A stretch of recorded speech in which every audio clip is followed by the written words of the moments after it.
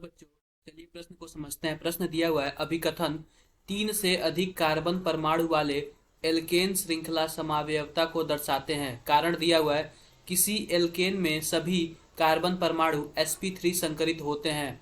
विकल्प दिया हुआ है ए और आर दोनों सत्य हैं और आर ए की सही व्याख्या है। विकल्प ब दिया हुआ है ए और आर दोनों सत्य है लेकिन आर ए की सही व्याख्या नहीं है। विकल्प स दिया हुआ है ए सत्य है लेकिन आर असत्य है। विकल्प द दिया हुआ है ए असत्य है लेकिन आर सत्य है। विकल्प ई दिया हुआ है ए और आर दोनों असत्य है। तो बच्चों आओ सबसे पहले प्रश्न की मुख्य अवधारणा को समझते हैं कि प्रश्न की मुख्य अवधारणा क्या है। लिखते हैं यहाँ पे मुख्य अवधारणा, लिखते हैं यहाँ पे मुख्य अवधारणा।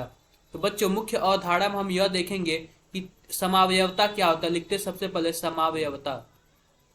समावयवता तो बच्चों समावयवता को हम क्या कहते हैं, इसमें होता क्या है कि इसमें अणु सूत्र समान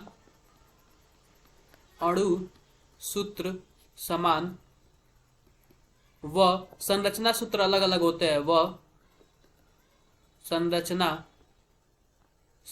सूत्र अलग अलग होते हैं, ऐसे को हम समावयवता कहते हैं। आओ बच्चों समवायवता का 3 से अधिक कार्बन परमाणु वाले एल्केन श्रृंखला को समावयवता। हम सबसे पहले 3 कार्बन श्रृंखला की एल्केन बनाते हैं तो कुछ इस प्रकार बनाएंगे CH3 CH2 CH3। तो बच्चों ये 3 कार्बन की श्रृंखला है एल्केन की। अगर हम इसको किसी भी तरीके से लिखे, हम इसको 1 2 3 यानी 3 नंबर की कार्बन है, हम इसको किसी भी तरीके से लिखे तो यह 3 नंबर का ही लंबी श्रृंखला होगा। अतः यह समावयवता नहीं दर्शाएगा, यह समावयवता नहीं दर्शाएगा, समावयवता नहीं दर्शाएगा, नहीं दिखाएगा। लेकिन बच्चों बात करेगा 3 से अधिक कार्बन की, जैसे हम CH3 CH2 और CH3 4 कार्बन का ले लिए, 1 2 3 4 इस तरह का ले लिए तो यह समावयवता दिखाएगा। अगर हम चौथे नंबर कार्बन को दूसरे नंबर पर जोड़ दे तो कुछ इस प्रकार हम बना सकते हैं CH3 CH2, यहां पे CH देख लेते हैं, CH3 और यहां पे हो जाएगा CH3।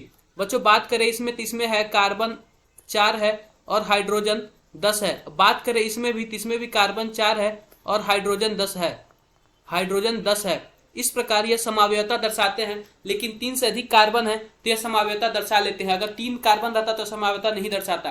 तो बच्चों इस प्रकार हम देखें तो ये हमारे पास क्या है, जो हमारे पास असर्शन है वो सही है। बात करते हैं कथन की, तो कथन में कुछ इस प्रकार हम लिखते हैं, कथन को कुछ इस प्रकार हम लिखते हैं। ये हो गया असर्शन। कथन को कुछ इस प्रकार हम लिखते हैं, रीजन को, कि किसी एल्केन में सभी कार्बन sp3 संकरित होते हैं। हम कोई एक एल्केन बना लेते हैं, कुछ इस प्रकार एल्केन हम बना लेते हैं CH3। कोई हम एक एल्केन का चित्र बना लेते हैं।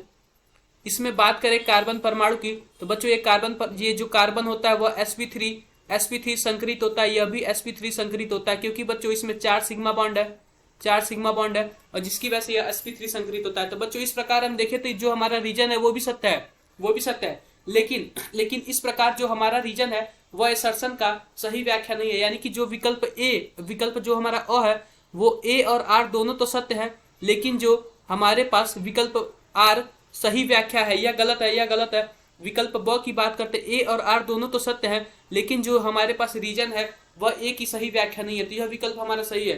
तो बच्चों इस प्रकार हमने मुख्य अवधारणा के हिसाब से विकल्प ब को सही उत्तर माना। आशा करते हैं कि आपको मुख्य अवधारणा के आधार पर प्रश्न समझ आया होगा। धन्यवाद।